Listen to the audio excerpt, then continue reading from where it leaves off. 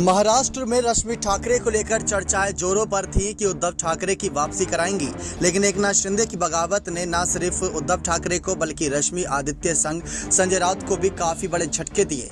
लेकिन दूसरे कैबिनेट विस्तार को लेकर अब चर्चाएं हैं महाराष्ट्र में। इन सब के बीच चर्चा इस बात की भी है और रामदास कदम ने जो सवाल उठाए थे कि उद्धव की जब कैबिनेट तैयार हो रही थी तो उनको इस बात का एक आश्चर्य हुआ था कि रश्मि ठाकरे को कैबिनेट में जगह क्यों नहीं दी गई थी, क्योंकि मातोश्री से वर्षा बंगले शिफ्ट होने की कहीं ना कहीं राय और जो बड़ी मंशा थी वो रश्मि ठाकरे की थी।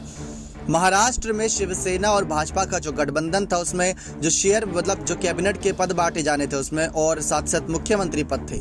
रश्मि ठाकरे की इच्छा थी कि वहां पर पदों की बंटवारा भी बहुत सोच समझ कर किया जाए। इन सब के बीच लगातार सवाल यही थे कि रश्मि ठाकरे की जब इतनी भूमिकाएं थी तो उनको कैबिनेट में जगह क्यों नहीं दी गई, पर्दे के पीछे की वो कहीं ना कहीं किंग मेकर क्यों बनी रही, कभी सामने क्यों नहीं आई। ऐसे सवाल खड़े कर दिए थे बागी विधायकों ने। और अभी हाल ही में खबरें सामने आई जब शिवाजी पार्क मिलता नजर आया उद्धव ठाकरे को, साथ साथ रश्मि ठाकरे के जन्मदिन की भी खुशियां थी, तो महिला संगठन काफी यहां पर रश्मि ठाकरे का जन्मदिन के साथ साथ ये जो तोहफा मिला था कोर्ट का फैसला उद्धव के पक्ष में, उसको खुशी तरीके से मनाने के लिए मातोश्री पहुंच गए थे। तो एक तरफ से बागी विधायकों का हमला अब जारी है और धीरे धीरे चुप्पी तोड़ते नजर आ रहे हैं बागी विधायक मातोश्री पर और खुलकर बातें रखते नजर आ रहे हैं। तो वहीं दूसरी तरफ एकनाथ शिंदे का जो गुट है वो गुट लगातार चर्चाओं में इस वजह से बना हुआ है कि क्या वो आने वाले वक्त में मातोश्री की तरफ वापसी करेंगे।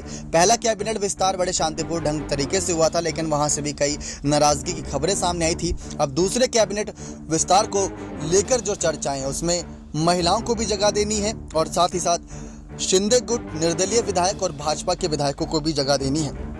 लेकिन देखना दिलचस्प ये है कि जो अब रश्मि ठाकरे को लेकर बातें करते नजर आ रहा है बागी विधायक, आने वाले वक्त में इनमें से कितनी बातें सच और कितनी बातें झूठी साबित होती हैं, क्योंकि रश्मि ठाकरे पर खुलकर अब बातें करते नजर आ रहे हैं और साथ साथ मातोश्री पर बातें करते नजर आ रहे हैं ये बागी विधायक, और कहीं इनमें कोई ऐसा बड़ा खुलासा न कर दें जिससे बीएमसी चुनाव में उद्धव ठाकरे को बड़ा झटका लगे। देखना खासा दिलचस्प होगा। नेक्स्ट 9 न्यूज रूम की रिपोर्ट।